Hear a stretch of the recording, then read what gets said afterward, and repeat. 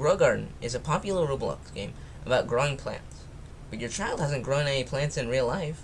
Why are they interested in a game about planting if it can't help in the real world?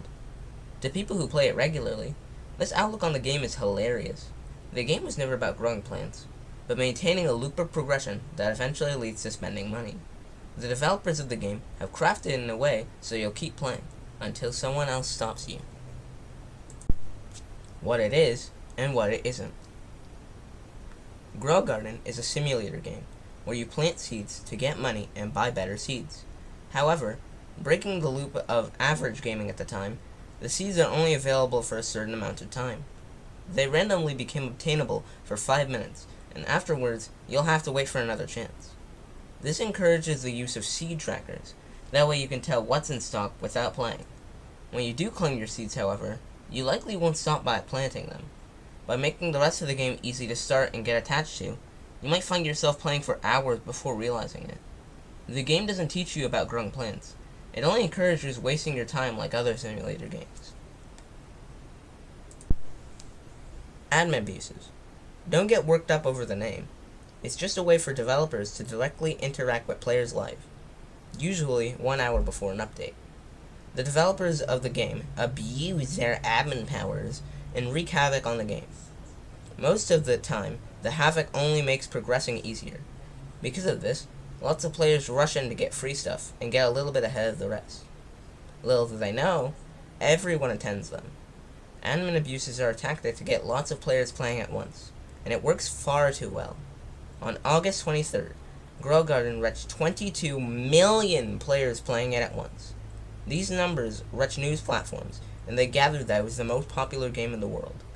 It's since died down after every new game used their tactic.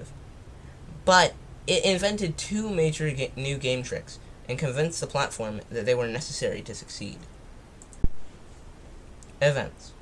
Events are the main reason why children continue to play the game outside of 11 p.m. Saturday.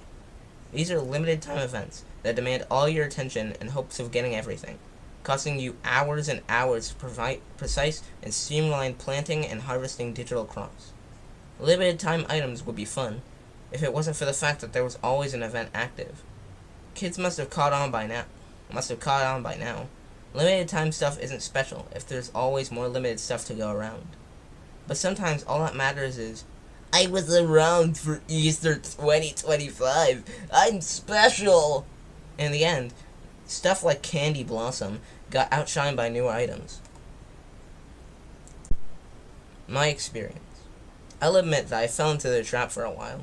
On 5 different occasions, I randomly joined and got really lucky on seed restocks. Then I got really lucky on my first 2 crate spins. I thought it was destiny, until I couldn't sacrifice my time anymore. Another time I went into the shower and missed a restock. I couldn't believe it. Was the game following me? As any adult can tell, these were coincidences. And I realized it too. No video game is worth days of effort. And after 118 hours of playtime, I gave up. Conclusion. If your child is obsessed with Grow Garden, they're likely trapped in an eternal loop of events, admin abuses, and wasting time. But if you're a parent watching this video, you have a chance to get them out of that loop. That's what my parents did for me, and you have the opportunity to stop their rapid descent into the cycle. How? That's up to you. All I suggest is not backing down.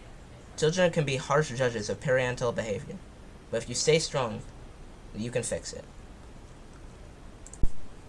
Bonus! What else is your child obsessed with?